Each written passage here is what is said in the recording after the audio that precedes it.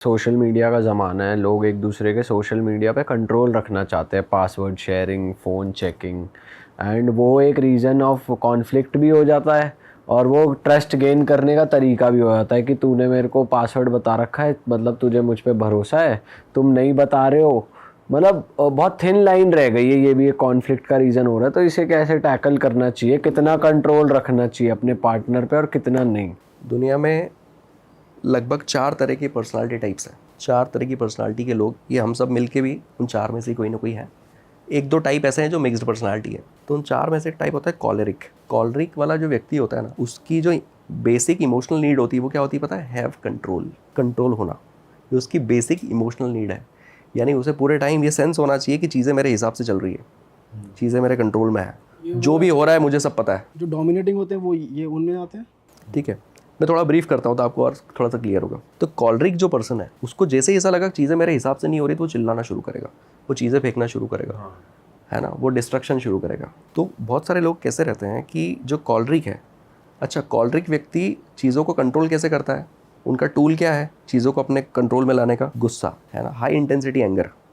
दीवार पे कोई चीज़ फेंक के मार देंगे, ज़ोर से हाथ मार देंगे, हाथ में चोट पहुंचा लेंगे, चिल्ला चोट करना शुरू करेंगे। ये नहीं देखेंगे कि 50 लोग खड़े हैं, कोई क्या सोचेगा, नहीं नहीं, एकदम चालू हो जाएंगे घर से निकल के कहीं निकल जाएंगे। ये कॉलरिक होते हैं क्योंकि इनको बस ये लग गया कि यार मेरी वाइफ कल तक मेरे कंट्रोल में थी, तब तक सब अच्छा था, आज मैंने कोई चीज़ उससे मांगी और उसने देने से मना कर दिया, मतलब अब वो मेरे कंट्रोल में भी नहीं है, प्लस उसको इस बात का डर भी नहीं है। ठीक है, अब जब इंसान आपके डर की वजह से कंट्रोल में रहता था, अब वो डरना भी बंद हो गया, तो ये इंसान हो जाता है डिस्ट्रक्टिव। फिर ये बोलेगा कि नहीं अब तू निकल, अब मेरे को नहीं चाहिए, मेरे को तो ऐसा रहना ही नहीं, ये होना ही नहीं, ऐसी बातें होगी। कॉलरिक व्यक्ति जो है उसके साथ अगर किसी इंसान को अगर अच्छे से रहना है पीसफुली, तो उसको ट्रांसपेरेंसी बिल्कुल 100% मेंटेन रखनी पड़ेगी। ठीक है, मतलब उसने बोला कि पासवर्ड, तो आप ये मत सोचो कि वो आप पे शक कर रहा है, उसको सिर्फ एक सेंस चाहिए कि यार हाँ, मतलब मुझे कोई तेरा फ़ोन देखना नहीं है, पर इससे ये बस रहे कि कोई गड़बड़ वाली कोई बात है ही नहीं। ठीक है, तो फ़ोन के पासवर्ड, ये वो, कहाँ जा रहे हो, क्या कर रहे हो, तो आप देखना बहुत सारे लोग ऐसे होते हैं कि कहाँ है, जरा स्क्रीनशॉट वो भेज मेरे को, फ़ोटो लेके लाइव लोकेशन भेजो, लाइव लोकेशन भेज, वीडियो कॉल करके बता किधर है। ये कौन लोग हैं जिनको ये बस बैठे बैठे सेटिस्फेक्शन चाहिए कि मेरा सब partner कंट्रोल में चल रहा है, सही कुछ गलत नहीं हो रहा है। ठीक है, और अगर सामने वाला बोल दे कि यार मैं क्यों करूँ बार बार, तुमको क्या मेरा भरोसा नहीं है क्या, मैं क्या यही करते रहूँ, तुम डाउट ही करते रहना, तो फिर ये कॉन्फ्लिक्ट शुरू हो गया और ये किसी भी स्केल पे जा सकता है। कॉलरिक इंसान को हमेशा ये महसूस कराना कि यार जैसा तुमको चाहिए वैसा ही चल रहा है, डोंट वरी क्या चाहिए बोलो, पासवर्ड चाहिए ले लो, फ़ोन चाहिए ले लो। अगर आपने ऐसा कर दिया तो वो खूब प्यार करेगा, उसको बस ये लगना चाहिए कि मेरे हिसाब से चल रहा है, फिर आप जो बोलोगे सब ला के दे देगा। मतलब पर भाई नॉन कॉलरिक भी तो शक वक्त तो सभी करते हैं, लड़कियों के तो एक ट्रेट ही है, चाहे कॉलरिक हो या नहीं हो, शक तो सब करते हैं। सेंस ऑफ इनसिक्योरिटी तो सबको रहता है, हाँ, पर तरीका चीज़ों को कंट्रोल करने का या हैंडल करने का ये नहीं होता है। इन लोगों के साथ ये है ना। और सिर्फ वहाँ पे नहीं, ये अपने बेटे को भी कंट्रोल करना चाहते हैं, ये अपने पेरेंट्स को भी कंट्रोल करना चाहते हैं, ये जिस रूम में रहते हैं अपने रूममेट को भी कंट्रोल करना चाहते हैं। इनका रूममेट इनकी सुनना बंद कर दे, इनकी बात पे बिल्कुल अटेंशन देना बंद कर दे, वो अपने मन की करे, तो ये उससे लड़ना शुरू कर देगा। तो ये वाइफ के साथ ऐसा नहीं, ये सब जगह ऐसे ही है। ओके। तो ये ट्रेट्स होते हैं यार। अब क्या होता है कि जिसका ये ट्रेट है उसको भी नहीं पता है कि मैं कॉलरिक हूँ, वो कभी डिफाइन भी नहीं कर पाता है कि मैं ऐसा क्यों। अच्छा, पर्सनालिटी टाइप जो है वो चेंज नहीं होता है, मैं बता दूँ आपको, उसमें थोड़े बहुत मॉडिफिकेशन, थोड़ा बहुत एडजस्टमेंट हो सकता है, यानी कि ऊपर की लेयर्स पे थोड़ा काम हो सकता है, कोर पे काम नहीं हो सकता कोर तो वही रहना है। पर फिर ऐसे इंसान को तो बिल्कुल सब में से इंसान ही चाहिए हो, क्योंकि कभी कभार लोगों को ये भी तो लग जाता है भाई कितना करूं मैं। भाई हमारे पास जब कोई आता है तो मैं सीधा पूछ लेता हूँ व्यक्ति से कि आप ये जो, जैसे मान लीजिए कोई वाइफ है या हस्बैंड है, वो कह रहा है मुझे कि मेरा पार्टनर पूरे टाइम डाउट करता रहता है, उसको हर चीज़ का बिल्कुल प्रूफ चाहिए, तो क्या करूँ, मेरे लिए बहुत टॉक्सिक हो गया रहना। तो मेरा सीधा सवाल होता है, आप इसके साथ रहने में इंटरेस्टेड हो या नहीं हो? अगर नहीं हो तो छोड़ दो, और हो तो उसका तरीका ये है कि ये मत सोचो कि वो आप पे शक कर रहा है, बस उसका पर्सनालिटी टाइप ये है, वो पूरी दुनिया के साथ ऐसा ही है, उसको जो चाहिए वो दे दिया करो, बहुत पीसफुली रहोगे, कोई टेंशन ही नहीं है। जैसे कई सारे लोग अपने बॉस को ये कंट्रोल दे के रखते हैं ना कि सर आपके हिसाब से ही चल रहा है सब कुछ, ताकि पीस बना रहे उस ऑफिस में भाई बहुत से कपल्स ये भी कर रहे हैं आजकल, आपको बेहतर पता होगा, दूसरों को देख के इन्फ्लुएंस हो रहे हैं, वो ऐसा कर रहे हैं, देखो वो वहाँ घूमने जा रहे हैं, हमको भी जाना है, ऐसी भी लड़ाइयाँ बढ़ रही हैं। Social comparison. तो मैंने कहा ना कि एक इंसान जो है उसकी ज़िंदगी में हैप्पीनेस कम होने का जो सबसे बड़ा कारण है वो सोशल कंपैरिजन है। क्योंकि पहले तो सोशल मीडिया पर हर इंसान अपनी अच्छी अच्छी चीज़ें प्रोजेक्ट करता है और हम उसकी सिर्फ अच्छी अच्छी चीज़ों से कंपेयर कर रहे हैं, ठीक है। तो हम तो कभी परफेक्ट बन ही नहीं पाएंगे, हमें तो दिक्कत ही आएंगी। तो सोशल कंपैरिजन लोगों की हैप्पीनेस को ख़त्म करने का सबसे बड़ा रीज़न है। अच्छा, एक और इम्पॉर्टेंट बात यहाँ बता देता हूँ, हैप्पीनेस और प्लेजर दो बहुत अलग दुनिया है। लोग आज के ज़माने में प्लेजर को हैप्पीनेस समझ के उसको चेस कर रहे हैं और हर बार एम्प्टी होके खाली होके बैठ जाते हैं। आप देखना कि एक व्यक्ति हर वीकेंड पे ड्रिंक क्यों करता है, क्या बोलता है वो, यार जीवन की छोटी मोटी खुशियाँ हैं, यही बोलता है। ट्रिप पर जाना है तो क्या बोलता है, यार ट्रैवलिंग है तो यार लाइफ यही है, यही खुशियाँ हैं। नहीं, खुशियाँ थोड़ी ना, तो प्लेजर है, आनंद है। गए, पिया, वो आनंद आया, सुबह ख़त्म हो गया। घूमे, वो मज़ा आया, वापस आया, ख़त्म, ठीक है। वो वैसा है, वो हैप्पीनेस नहीं है। हैप्पीनेस कैसी है कि यार आपको ऐसा चाहिए था कि हैप्पीनेस बहुत सस्टेनेबल होती है, वो ऐसे ख़त्म नहीं होती। जैसे आपको चाहिए कि यार मेरा बच्चा जो है वो आईआईटी में जाए, और जब आईआईटी सेलेक्ट हो जाता है तो आपको एक सेंस ऑफ हैप्पीनेस, अब वो एक दिन के लिए या एक घंटे के लिए नहीं है, वो बना हुआ है।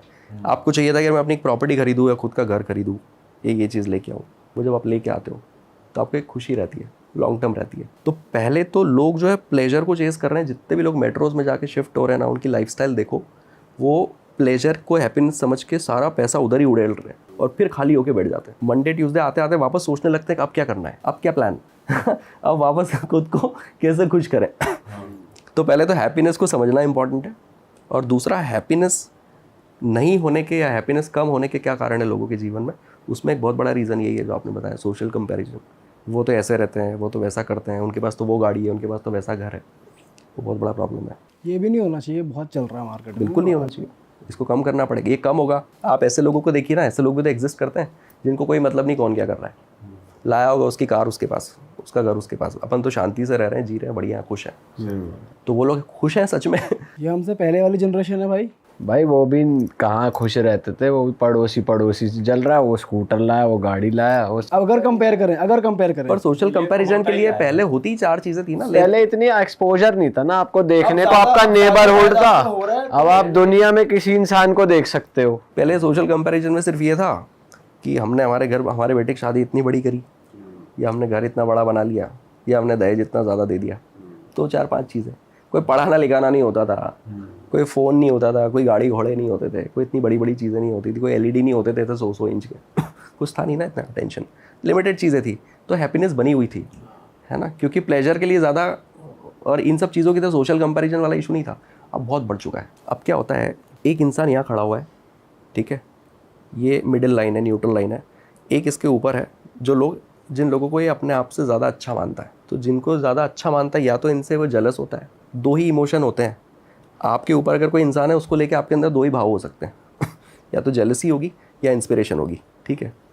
और जो नीचे वाले हैं, है ना, उनको लेकर हम में क्या होता है, एक सुपीरियरिटी की फीलिंग होती है। तो जब हम नीचे वालों के साथ होते हैं ना, तो सुपीरियरिटी वाली फीलिंग जो ना एक स्वैग देती है, अपन सबसे बड़ी गाड़ी से गए, अपन सबसे बड़े घर में रहते हैं।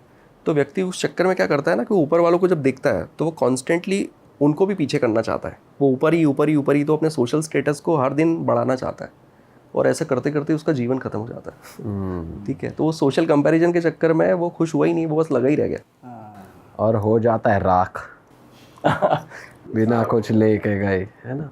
भाई मौज लो अपनी, और क्या है, एंजॉय जो चल रहा है मोटा मोटा हिसाब किताब ये है कि भाई जो चल रहा है। और भाई सोशल कंपैरिजन के लिए आपने एक लाइन ऑफ कैमरा और तगड़ी बोली थी, एक बार मैं चाहता हूँ आप वो रिपीट करो, कि जब हम किसी इंस्टाग्राम पे बहुत हॉट शॉट लड़की को देखते हैं या लड़कियां लड़कों को देखती है, तो आप कुछ बता रहे थे, तो बताओ, मैं चाहता हूँ जनता को। जब हम वहाँ लोगों को देखते हैं जो ज़्यादा अपीलिंग लग रहे हैं, ज़्यादा अच्छे दिख रहे हैं, तो वो ख्वाहिशें पैदा हो जाती है ना, कि ये पोजीशन करना है, ये मेरी गर्लफ्रेंड क्यों नहीं है, ये मेरा बॉयफ्रेंड क्यों नहीं है, या फिर ये कि ये बेड पे बहुत अच्छी होगी लाइफ में। हाँ, उसको कंपेयर करेंगे अपने पार्टनर से। अब वहाँ आपका पार्टनर तो हार जाएगा, तो आपने सबकॉन्शियसली अपने पार्टनर को उस न्यूट्रल लाइन के नीचे डाल दिया, ठीक है। आप ये मान रहे हो कि यार इसमें तो ये नहीं है, इसमें तो वो नहीं है, ऐसा नहीं है, वैसा नहीं है। तो वो आपकी सोशल कंपैरिजन की जो बीमारी है ना, वो आपके रिलेशनशिप में घुस गई है ना, और उससे आपका पार्टनर भी सफ़र कर रहा है। तो ये बड़ा टेंशन है यार। और वहाँ भी कुछ नहीं है, मतलब ऐसा भी नहीं है कि वो बहुत तगड़ा हो, आप सोच ही रहे हो बस। फैसिनेशन है।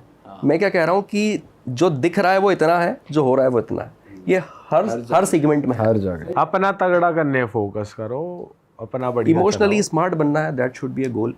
कि हम अपनी ज़िंदगी को एक अच्छा संतुलन रख सकें, अच्छा बैलेंस रख सकें। रिलेशनशिप वाली चीज़ों को थोड़ी तवज्जो देनी है, क्योंकि एक अमेरिकन ऑर्गेनाइजेशन है गैलप, उसने एक रिसर्च किया तो 20s के लोगों से जाके पूछा कि आपकी ज़िंदगी में आपके लिए सबसे ज़्यादा इंपॉर्टेंट क्या है। तो लोगों ने बोला घर है, गाड़ी है, ट्रैवल है, पैसा है, ठीक है, दुनिया भर की मटेरियलिस्टिक चीज़ें बता दी, इंडिपेंडेंस है। उन्हीं लोगों को 10 साल बाद पूछा गया जब वो 30s में थे कि आपकी लाइफ में आपके लिए सबसे ज़्यादा इंपॉर्टेंट क्या है, तो बोलते यार रिलेशनशिप्स बहुत इंपॉर्टेंट है यार। और रिलेशनशिप्स क्यों इंपॉर्टेंट है? क्योंकि इंसान को समझ में आता है कि अब वो दोस्त नहीं है आपके आसपास, सब अपनी अपनी लाइफ में चले गए। अब आपको एक कप चाय पीने के लिए भी 4 कॉल करने पड़ते हैं, तब जाके एक इंसान फ्री होता है, वो मिलता है और उसके साथ आप चाय पीते हो। इंसान को समझ में आता है यार ऐसा तो नहीं चलेगा, तो फिर उसको चाहिए कि कोई कंपेनियन हो जिसके साथ समय बिता सकें, जिसके साथ हर चीज़ शेयर कर सकें। तो यार रिश्ते ना बहुत इंपॉर्टेंट एक एंटिटी है एक व्यक्ति की ज़िंदगी की, उसको समय रहते उसकी वैल्यू को समझ लेना चाहिए, है ना। बट 30s या 30s के बाद या तब तक जाते जाते चीज़ें हाथ से निकल जाती है जब तक उसको वैल्यू समझ में आती है। तो रिलेशनशिप्स इंपॉर्टेंट है, इमोशनल इंटेलिजेंस इंपॉर्टेंट है, स्पिरिचुअलिटी, हमारा इंडिया का कल्चर, यहाँ की पुरानी चीज़ें उनको खूब प्रैक्टिस करना, उनको इनकलकेट करना, उनको अपने वैल्यूज़ में डाल के रखना, ये सब बहुत ज़रूरी है। तो जीवन में संतुलन रहेगा, नहीं तो फिर बहुत पंगे हो जाएंगे।